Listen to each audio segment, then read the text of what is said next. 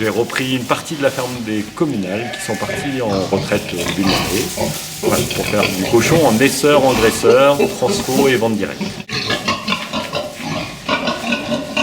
Ça s'est très bien passé avec les cédants parce qu'avec l'autre repreneur du bâtiment d'à côté qui est un éleveur de moutons, on les entend d'ailleurs derrière, on a proposé un projet complet, on va dire.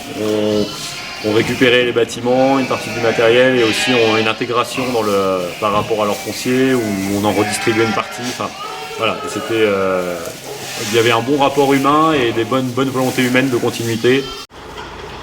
J'ai repris une exploitation qui initialement était une exploitation laitière pour faire du porc, alors avec quelques inquiétudes de mes voisins auxquelles on a essayé de répondre par des réunions publiques.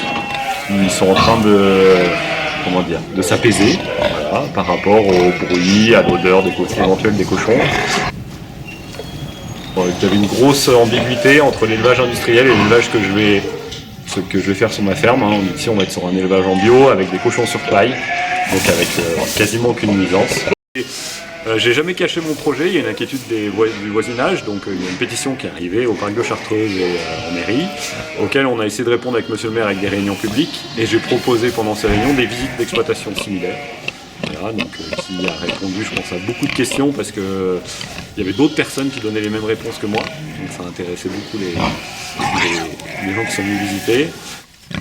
En fait ça fait bientôt 7 ou 8 ans que je cherche à m'installer sur la région, enfin entre la Savoie et l'Isère, hein, on est vraiment à la frontière ici, pour faire du cochon, et après c'est un peu compliqué de trouver et le foncier adapté et le projet, enfin trouver la ferme sur laquelle le projet puisse se développer. Voilà.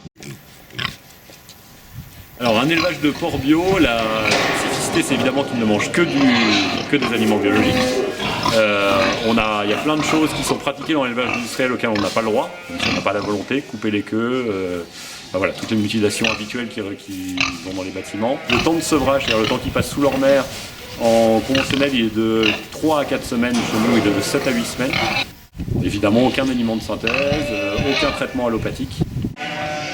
Pour paille, je dois avoir 2,3 m² par animal. Pour comparer à l'industriel, ils sont sur 1 mètre de béton par animal. Nous, c'est en litière sèche, il y a de la place. Donc en fait, ce qu'il y a, c'est que tout ce qui est liquide est pompé par la taille. Du coup, il n'y a pas d'odeur parce qu'on en a une aérobie complète. J'ai 150 cochons et tout est pendu au fur et à mesure des demandes de mes céréales. Hein. Donc fumé et composté, donc ça sent comme de la terre de compost dans des plantes. Ça, du coup, hier on s'est un peu expliqué, alors elle est un peu plus sauvage. Ce qui m'intéresse chez le cochon, c'est le relationnel qui pour moi est différent, le côté aussi transformation, parce que j'ai bien la charcuterie aussi, enfin, voilà, c'est un tout, et puis c'est au niveau travail à l'échelle humaine, c'est beaucoup plus facile on va dire de faire du cochon et autre chose, alors que du bovin et autre chose c'est impossible par rapport au rythme de travail.